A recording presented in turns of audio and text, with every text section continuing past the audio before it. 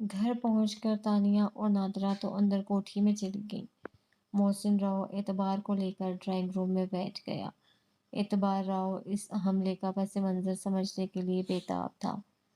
जब मोहसिन राव ने इस कातिलाना हमले का पस मंज़र समझाया तो एतबार राव ने अंदर ही अंदर इत्मीनान का सांस लिया। वो मोहसिन राव के सामने मज़ीद शर्मिंदा होने से बच गया था।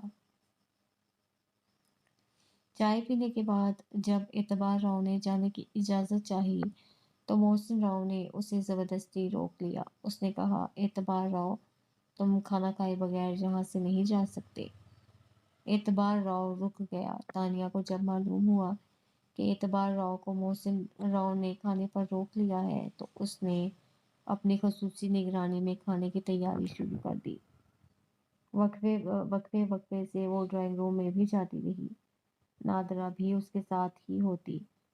मोहसिन राव अपनी आप बीती उसे सुना रहा था और वो बड़ी दिलचस्पी से सुन रहा था। जब मोहसिन राव का किस्सा खत्म हो गया तो नादरा और तानिया ने भी वहां होने वाली गुफ्तगू में हिस्सा लिया। फिर ऐसा वक्त आया कि मोहसिन राव उससे बाथरूम जाने की इजाज़त लेकर वहां से उठा। कुछ देर के बाद ही नादरा भी उठकर बाहर चली गई। अब ड्राइंग रूम में तानिया अकेली रह गई। खुद को तन्हा महसूस करके उसकी अजीब सी कैफियत हो गई। उसे नादरा पर बड़ा गुस्सा आया कि वो अचानक ही कुछ कहे बगैर ड्राइंग रूम से निकल गई। अब तानिया चाहती भी तो ड्राइंग रूम से नहीं उठ सकती थी क्योंकि एतबार राव को ड्राइंग रूम में तन्हा छोड़ देना किसी तौर मुनासिब ना था। वो हिम्मत करके बैठी रही। एतबार राव जो अभी नादरा से बेतकल्लुफ़ी से बातें कर रहा था अचानक खामोश हो गया, जैसे उसे सांप सूंघ गया हो। कुछ देर खामोशी से वो तानिया की तरफ देखता रहा जो नजरें झुकाए बैठी थी। उसकी निगाहों में आर्ट गैलरी वाला मंजर घूम रहा था जब एतबार राव उससे मिलने आया था और उसने नापसंदीदगी का इजहार करके उसे वापस जाने पर मजबूर कर दिया था और ये शरीफ आदमी कितनी खामोशी से वापस चला गया था। अचानक तानिया ने नजरें उठाईं और उसे देखा। वो सोफे पर बड़े इत्मीनान से बैठा था। इसी वक्त उसने भी तानिया को देखा। नजरों से नजरें मिली और फिर दोनों पलकें झपकाना भूल गए। आंखों ही आंखों में कोई बात हुई और नजरों के ये तीर दोनों के दिलों में उतरते चले गए। ना किसी ने कुछ कहा, ना किसी ने कुछ सुना। फिर भी बहुत कुछ कहा गया, बहुत कुछ सुना गया। चंद लम्हों बाद नादरा वापस आ गई। वो दोनों को खामोश देखकर बोली, इस कदर सन्नाटा। ड्राइंग रूम में दाखिल होते वक्त मैं सोच रही थी शायद यहाँ कमरे में कोई है ही नहीं।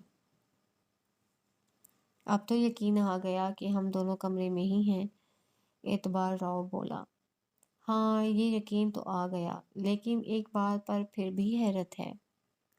वो क्या? एतबार राव ने पूछा तो तानिया ने चौंक कर नादरा को देखा। इस कदर खामोशी, क्या आप दोनों को किसी ने बात करने से मना कर दिया था? नादरा ने हंसकर कहा, जिस तरह एक हाथ से ताली नहीं बजती वैसे ही एकतरफा गुफ्तगू भी नहीं होती। एतबार राव ने मुस्कुराकर कहा, क्या आपकी बात का तानिया ने जवाब नहीं दिया? नादरा ने तानिया की तरफ देखा। नहीं, मैंने कोई बात ही नहीं की। असल में हुआ ये कि ये सर झुका के कुछ सोच रही थीं। मैंने इन्हें डिस्टर्ब करना मुनासिब ना समझा। वैसे नादरा, मैं आपको एक बात बताऊं, कभी खामोशी भी जुबान बन जाती है और ऐसी खामोशी पर हजार जुमले कुर्बान किए जा सकते हैं। जब लब खामोश हो तो आंखों आंखों में बात होती है। क्या आप ये कहना चाहते हैं कि बात नजरों नजरों में हो रही थी? नादरा ने उसकी बात को एक नया रंग दे दिया। मैं अभी आती हूँ। तानिया एकदम हड़बड़ाकर उठी। उसे यूं महसूस हुआ जैसे नादरा ने उसकी चोरी पकड़ ली हो। वो महजूब सी हो गई। उससे वहां बैठा ना गया। कहाँ जा रही हो? नादरा ने उसका हाथ पकड़ने की कोशिश की।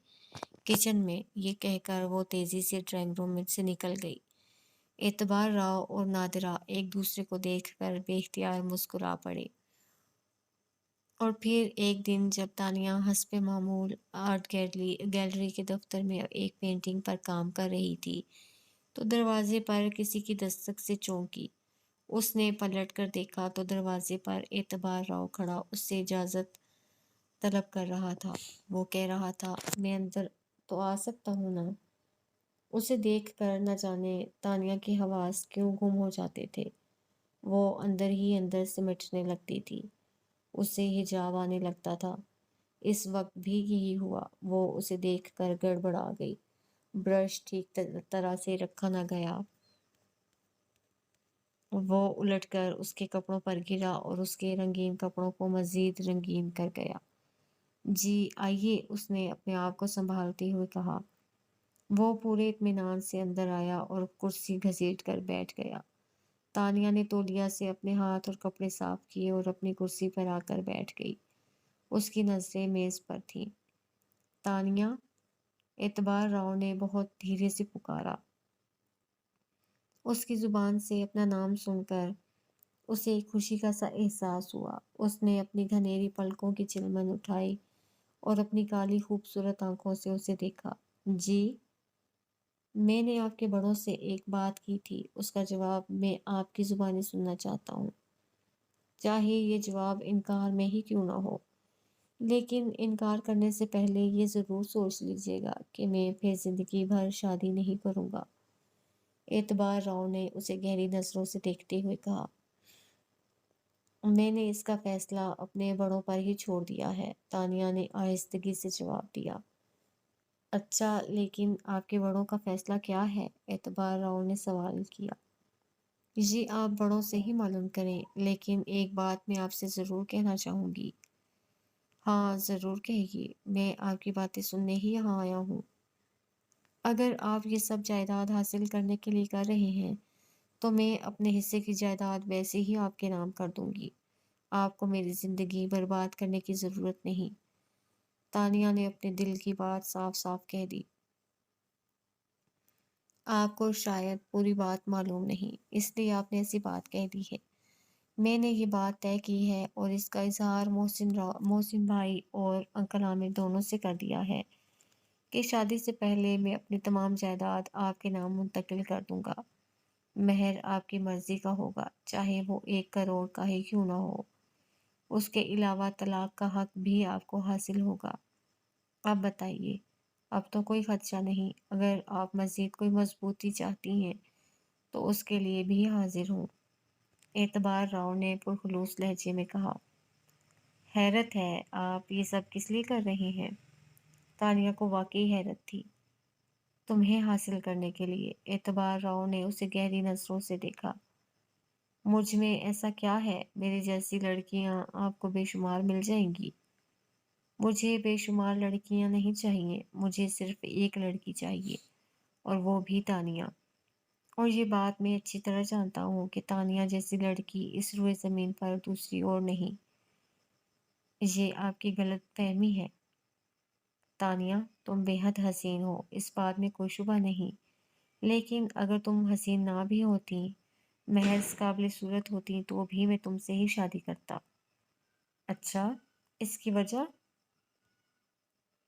میں اپنے باپ کے پاپ کو دھونا چاہتا ہوں، دونوں خاندانوں کو ایک کرنا چاہتا ہوں، اور خدا کا شکر ہے کہ محسن بھائی بھی ایسا ہی چاہتے ہیں، ورنہ بڑی مشکل ہو جاتی۔ میں آپ دونوں کی وسعت قلبی کی داد دیتا ہوں، ورنہ میرے باپ نے جو کیا ہے وہ قابل معافی تو نہیں۔ اعتبار راؤ نے صاف کوئی سے کہا۔ آپ کے لیے کیا منگواؤں، چائے یا ٹھنڈا؟ یہ کہہ کر اس نے گھنٹی بجائی۔ تانیہ، تم نے ایک قاتل کے بیٹے سے اچھی طرح بات کر لی، یہی میرے لیے کافی ہے۔ اچھا، اب مجھے شرمندہ کرنے کی کوشش نہ کریں، اس دن میں نے آپ کے ساتھ بدسلوکی کی، میں معذرت چاہتی ہوں، تانیہ نے التجا آمیز لہجے میں کہا۔ تمہاری جگہ کوئی اور لڑکی ہوتی تو وہ سخت بے عزتی کرتی، تم نے تو پھر بھی ہاتھ سے ضبط کا دامن نہ چھوڑا۔ میں تمہاری عظمت کو سلام کرتا ہوں۔ اچھا بس بس۔ اتنی دیر میں چپڑاسی اندر داخل ہوا۔ اسے دیکھ کر تانیہ نے اعتبار راؤ سے پوچھا۔ ہاں، کیا کافی مل جائے گی؟ ہاں کیوں نہیں، تانیہ نے کہا، پھر وہ چپڑاسی سے مخاطب ہو کر بولی۔ کافی بناؤ اچھی سی۔ تانیہ، کیا یہ ممکن نہیں کہ ہم کہیں باہر چل کر کافی پی لیں؟ اعتبار راؤ نے جھجکتے ہوئے فرمائش کی۔ بالکل ممکن ہے، تانیہ نے خوش دلی سے کہا۔ تو پھر چلیں، کسی اچھے سے ہوٹل میں چل کر کافی پیتے ہیں۔ چپڑاسی جاتے جاتے رک گیا تھا اور تانیہ کے جواب کا منتظر تھا۔ اسے دیکھ کر تانیہ نے کہا، بس ٹھیک ہے، کافی کی ضرورت نہیں، میں باہر جا رہی ہوں۔ پھر دو چار ملاقاتوں میں بات کہاں سے کہاں پہنچ گئی۔ دونوں ایک دوسرے پر اعتبار کرنے لگے۔ اعتبار راؤ کو تو خیر تانیہ پر اعتبار تھا، لیکن تانیہ اس کی طرف سے مشکوک تھی۔ اب یہ شک بھی جاتا رہا۔ اعتبار راؤ نے اپنے قول کے مطابق تمام کاغذات وکیل سے تیار کروا کر اس کے سامنے رکھ دیے۔ وہ سچا تھا، اب اس میں کوئی شبہ نہ رہا۔ اعتبار راؤ نے اپنے سچے جذبے، پرخلوص رویے اور اپنی ثابت قدمی سے تانیہ کے دل میں جگہ بنا لی۔ اب وہ اس کی راہ دیکھنے لگی۔ وہ اگر ایک دن نہ ملتے تو یوں محسوس ہوتا جیسے آج کا دن طلوع ہوا ہی نہیں۔ ایک دوسرے کو دیکھے بغیر چین نہیں آتا۔ نہ پھر رات کو اپنے بستروں پر لیٹے ٹیلی فون کے تاروں کے ذریعے اپنے نیک جذبات کا اظہار کرتے۔ یہی حال کچھ اس طرف بھی تھا۔ اعتبار اور تانیہ کی محبت تو نئی نئی تھی، لیکن نادرہ اور محسن راؤ تو ایک عرصے سے ایک دوسرے کو جانتے تھے۔ ہاں، یہ اور بات کہ ایک طویل عرصے کے بعد تجدید محبت ہوئی تھی۔ اب حال یہ تھا کہ جب تک وہ ایک دوسرے سے مل نہ لیتے، بے قرار دلوں کو چین نہ آتا۔ پھر ایک دن سوال پیدا ہوا، آخر کب تک؟ اور یہ سوال تانیہ نے اعتبار راؤ سے کیا تھا، نہ نادرہ نے محسن راؤ سے۔ یہ سوال انکل عامر نے کیا تھا۔ اس سوال کو سن کر محسن راؤ کو جیسے ہوش آ گیا تھا۔ انکل عامر نے بہت صحیح وقت پر یہ سوال اٹھایا تھا۔ وہ دونوں کو ایک دوسرے سے ملتے ہوئے دیکھ رہے تھے۔ دو کہانیوں کی ابتدا ہو چکی تھی اور اب اتنا وقت گزر چکا تھا کہ ان کہانیوں کا انجام ضروری تھا۔ انجام بالآخر شادی تھا، لیکن انکل عامر اور خالہ فرزانہ اس فریضے کو بہت دھوم دھام سے انجام دینا چاہتے تھے۔ تب طے یہ ہوا کہ پہلے منگنی کی جائے اور رسم منگنی بھی کسی بڑے ہوٹل میں انجام پائے۔ کسی بھی طرف پیسے کی کمی نہ تھی، لہٰذا اعتبار راؤ اور محسن راؤ کی منگنیاں ایک ہی ہوٹل میں ایک ہی وقت طے ہونا قرار پائیں۔ نادرہ کے والدین نہ تھے، وہ تنہا تھی۔ لے دے کے اس کے رشتے کے چچا زاد بھائی تھے۔ ادھر اعتبار راؤ کے پس منظر میں کوئی نہ تھا۔ پس منظر میں تو خیر اس کا باپ راؤ احمد علی اور اس کے بھائی موجود تھے، لیکن یہ پس منظر بہت بھیانک تھا۔ اعتبار راؤ اس منگنی کی ان لوگوں کو ہوا بھی لگنے نہیں دینا چاہتا تھا۔ محسن راؤ اور تانیہ کے والدین بھی موجود نہ تھے۔ تانیہ کے سر پر اگرچہ محسن راؤ موجود تھا، لیکن محسن راؤ کے سر پر کوئی نہ تھا۔ لے دے کے ایک انکل عامر تھے، اس لیے سب نے انہیں اپنا سرپرست بنا لیا تھا۔ وہ لڑکی والے بھی تھے اور لڑکے والے بھی، یوں انہیں مرکزی حیثیت حاصل ہو گئی تھی۔ خالہ فرزانہ کو کراچی سے بلوا لیا گیا تھا۔ ایک ہفتے کے بعد منگنیاں ہونے والی تھیں، لہٰذا افضل نہیں آیا تھا۔ اس کا پروگرام ایک دن پہلے آنے کا تھا۔ خالہ فرزانہ ایک طویل عرصے کے بعد اپنے شہر آئی تھیں۔ یہاں آ کر انہیں اپنی جوانی یاد آ گئی تھی۔ تانیہ خالہ فرزانہ کی آمد سے بہت خوش تھی۔ وہ بار بار ان کے گلے میں باہیں ڈال کر تنبیہ کر رہی تھی، خالہ میں اب آپ کو جانے نہیں دوں گی۔ کیا مطلب ہے تیرا؟ کیا تو یہیں بیٹھی رہے گی؟ انہوں نے الٹا سوال ٹانک دیا۔ او خالہ، وہ ہنس کر بولی، میرا مطلب یہ تھا کہ آپ کو شادی سے پہلے جانے نہیں دوں گی۔ ابھی تو تمہاری شادی میں 2 ماہ باقی ہیں، منگنی کے بعد میں چلی جاؤں گی۔ افضل وہاں اکیلا ہے، پھر میں شادی سے پہلے آ جاؤں گی۔ خالہ فرزانہ بولی، بھائی افضل کی تو آپ کو فکر ہے، یہاں کوئی اور بھی اکیلا ہے، اس کی فکر نہیں آپ کو؟ خالہ فرزانہ نے ایک دم چونک کر تانیہ کو دیکھا۔ انہیں ایسے جملے کی توقع نہ تھی۔ تانیہ کے اشارہ تو ان کی سمجھ میں آ گیا تھا، پھر بھی انہوں نے اپنا شک دور کرنے کے لیے پوچھا، کس کی بات کر رہی ہو؟ اس کی جو ساری رات تنہا کھڑا بارش میں بھیگتا رہا، تانیہ نے بتایا۔ نہیں تانیہ نہیں، خالہ فرزانہ نے اپنی آنکھیں بند کر لی، مجھ سے ایسی باتیں نہ کرو۔ میں نے اگرچہ انکل عامر سے کبھی اس موضوع پہ بات نہیں کی، لیکن یہ بات میں بہت اچھی طرح جانتی ہوں کہ وہ بہت اکیلے ہیں، وہ آپ کو بہت مس کرتے ہیں۔ جو ہونا تھا وہ ہو چکا۔ خالہ فرزانہ نے آنکھیں کھولیں تو ان کی آنکھوں سے دو آنسو نکل کر رخساروں پر لڑھکنے لگے۔ اگرچہ آپ سے بھی میں نے کبھی اس موضوع پر بات نہیں کی، لیکن یہ بات میں بہت اچھی طرح جانتی ہوں کہ آپ خود بھی بہت اکیلی ہیں۔ آپ آج تک انہیں مس کرتی ہیں۔ بس کر تانیہ، بس۔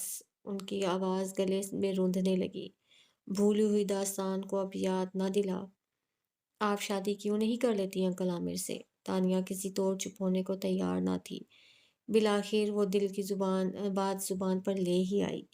ایسا نہیں ہو سکتا، ایسا کبھی نہیں ہو سکتا۔ یہ کہہ کر وہ تانیہ کے کمرے سے چلی گئی۔ اس نے انہیں روکنے کی کوشش نہ کی۔ آج کے دن اتنا ہی بہت تھا۔ اس نے ماہو سال کی راکھ میں دبی چنگاری کو اچھی طرح کریت دیا تھا۔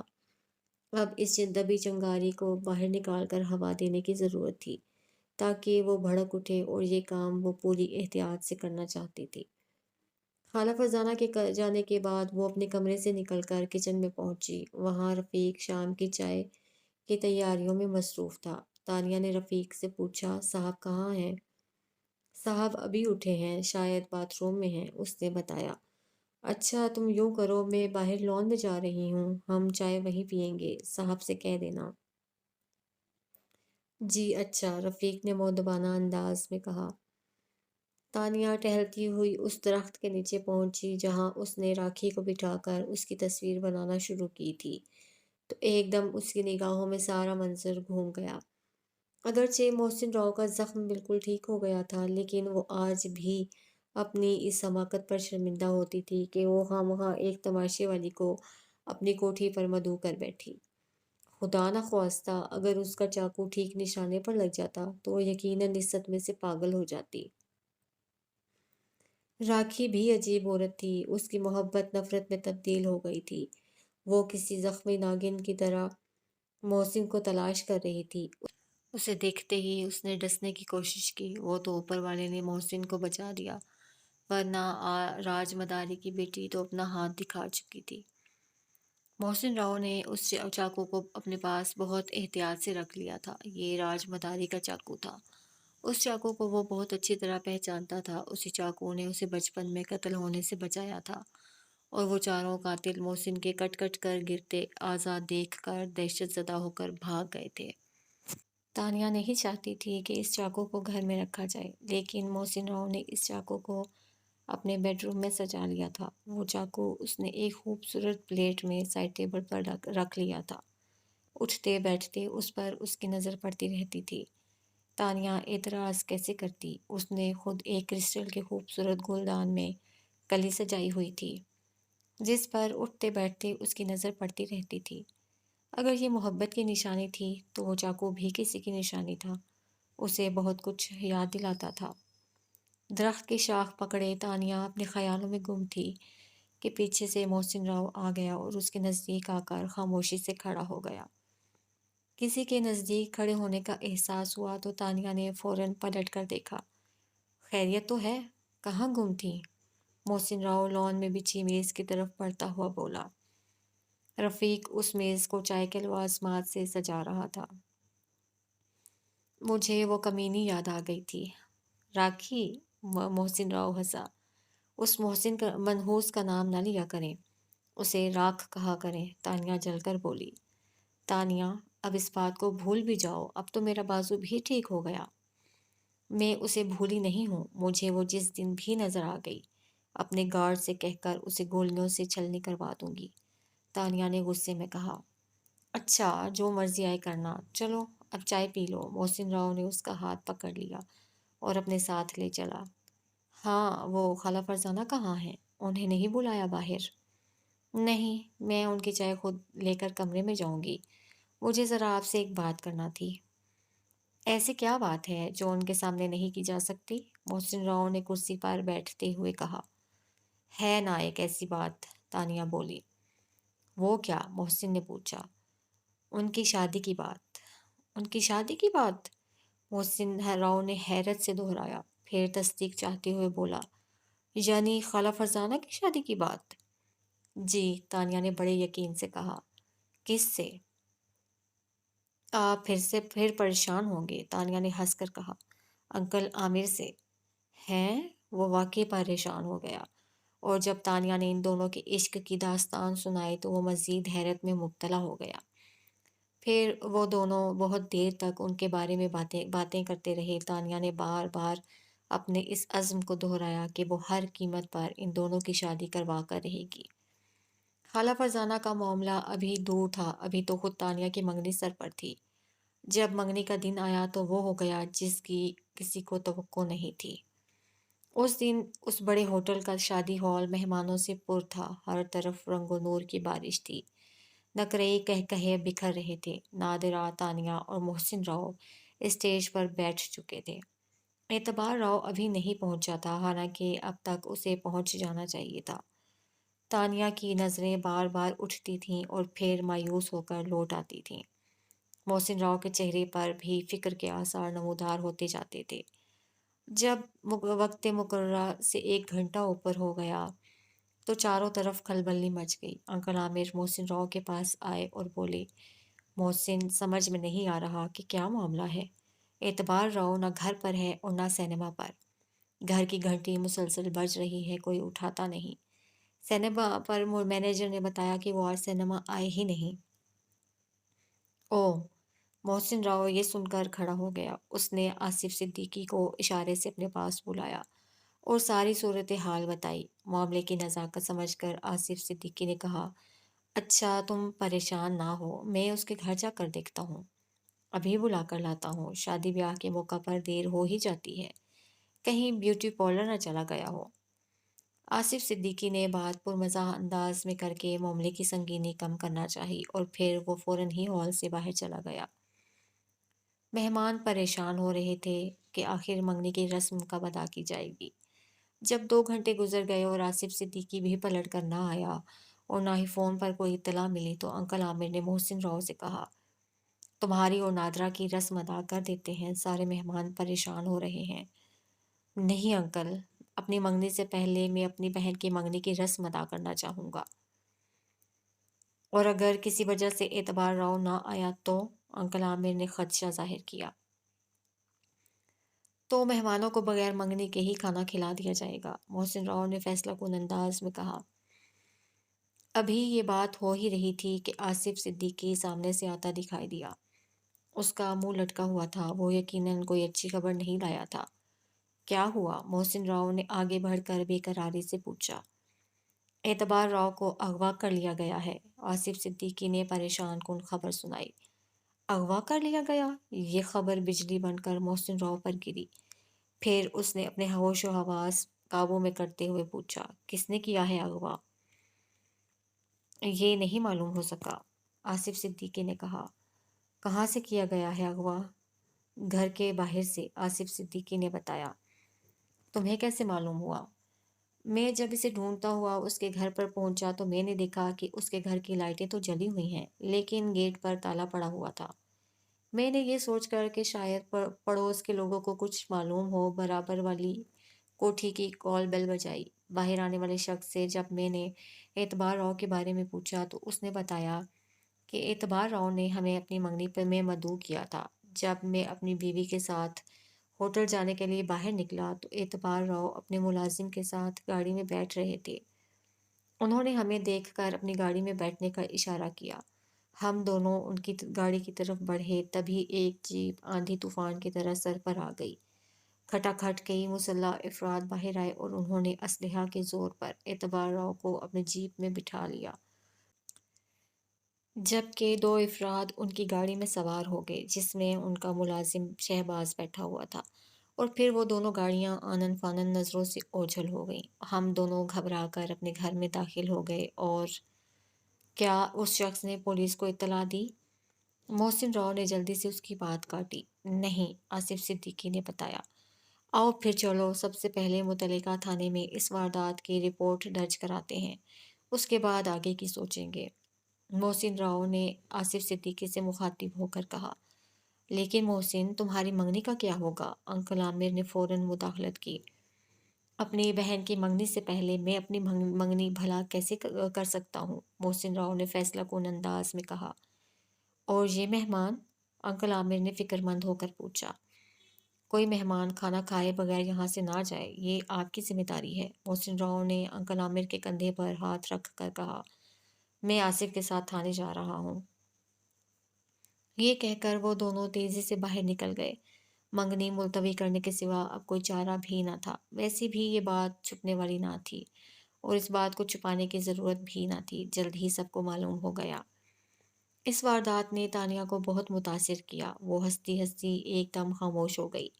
وہ اس وقت خالہ فرزانہ سے بات کر رہی تھی، وہ انہیں چھیڑ رہی تھی، بار بار ان کی توجہ انکل عامر کی طرف مبذول کرا رہی تھی۔ جو سوٹ پہنے ادھر سے ادھر گھومتے پھر رہے تھے وہ اچھے لگ رہے تھے۔ تبھی یہ روح فرسا اطلاع آئی۔ تانیہ ایک دم ساکت ہو گئی۔ نادرہ اس کے برابر ہی بیٹھی تھی۔ اس نے فوراً اسے سنبھالا۔ نادرہ کو ایسی خوبصورت تقریب ملتوی ہو جانے کا بے حد افسوس تھا، لیکن وہ اتنی خود غرض نہ تھی کہ اپنی انگلی میں منگنی کی انگوٹھی پہن کر بیٹھ جاتی۔ تانیہ کو ویسے بھی وہ بہت چاہنے لگی تھی۔ اس کا دکھ اب اپنا دکھ تھا۔ انکل عامر نے تانیہ، نادرہ اور خالہ فرزانہ کو افضل کے ساتھ گھر روانہ کر دیا اور خود وہیں رہ گئے۔ اس وقت وہ شدید صدمے سے دوچار تھے۔ خدا خدا کر کے تو یہ وقت آیا تھا۔ محسن اور تانیہ کو ایک طویل عرصے کے بعد خوشیاں میسر آئی تھیں۔ اعتبار راؤ سے منگنی کرانے میں انکل عامر نے بھی کوشش کی تھی۔ وہ دل سے چاہتے تھے کہ یہ خاندان کسی طرح ایک ہو جائے۔ اگر خاندان ایک نہ ہو تو دشمنوں کا کوئی ایک فرد ہی دوست ہو جائے۔ اعتبار راؤ خود ہی دشمنوں کی صف سے نکل آیا تھا اور ان لوگوں نے اسے دھتکارا نہیں تھا، خوش دلی سے اپنا لیا تھا، اپنا بنا لیا تھا۔ لیکن یہ بات دشمنوں کو اچھی نہ لگی تھی، اور عین اس وقت جب وہ اپنی منگنی کی انگوٹھی پہننے جا رہا تھا، اسے اس کے باپ نے اغوا کروا لیا تھا۔ راؤ احمد علی اس وقت حویلی کے برآمدے میں بے چینی سے ٹہل رہا تھا۔ بار بار اس کی نظر کلائی کی گھڑی پر پڑ رہی تھی۔ آفتاب اور اقبال راؤ بھی اپنے کمروں سے نکل آئے تھے۔ وہ بھی اعتبار راؤ کی آمد کے منتظر تھے۔ تھوڑی دیر کے بعد ہی حویلی کا گیٹ کھلنے کی آواز آئی اور اس کے بعد دو گاڑیاں اندر داخل ہوئیں۔ گاڑیوں کو دیکھ کر راؤ احمد علی حویلی کے اندر چلا گیا اور اپنے کمرے میں جا کر اس اونچی کرسی پر بیٹھ گیا جس پر بیٹھ کر وہ انسان نہیں رہتا تھا۔ کچھ دیر کے بعد راہداری میں بھاری قدموں کی آواز آئی، پھر کھلے دروازے سے سب سے پہلے اعتبار راؤ داخل ہوا۔ اس کے پیچھے دو مسلح بندے تھے جو دروازے پر ہی رک گئے۔ اعتبار راؤ سینہ تانے پروقار چال چلتا ہوا باپ کے سامنے آ کھڑا ہوا۔ آفتاب راؤ اور اقبال راؤ اپنے باپ کے دائیں بائیں کھڑے ہو گئے۔ آئیے آئیے دولہا میاں، تشریف لائیے۔ راؤ احمد علی نے اپنی بڑی بڑی خونی آنکھوں سے اسے دیکھا اور اپنی بھاری مونچھیں مروڑنے لگا۔ آپ کو منگنی مبارک ہو۔ ابا جی، یہ آپ نے اچھا نہیں کیا، اعتبار راؤ نے غصے سے کہا۔ اور یہ تو نے اچھا کیا ہے کہ باپ سے پوچھے بغیر منگنی طے کر لی، راؤ احمد علی نے سخت لہجے میں کہا۔ میں اپنا اچھا برا خوب سمجھتا ہوں، تبھی ایک ایسی لڑکی سے شادی کرنے چلا ہے جس کے باپ کا بھی پتہ نہیں، راؤ احمد علی نے الزام لگایا۔ تانیہ میرے تایا راؤ شمشاد علی کی بیٹی ہے، اعتبار راؤ نے بڑے یقین سے کہا۔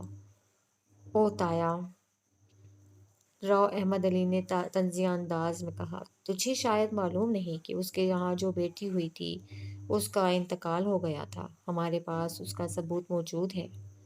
میں سب جانتا ہوں۔ پھر جانتے بوجھتے مکھی نکل رہا ہے، اپنے خاندان کے نام پر بٹا لگا رہا ہے۔ میں یہ بھی جانتا ہوں کہ میرے تایا کو قتل کس نے کیا۔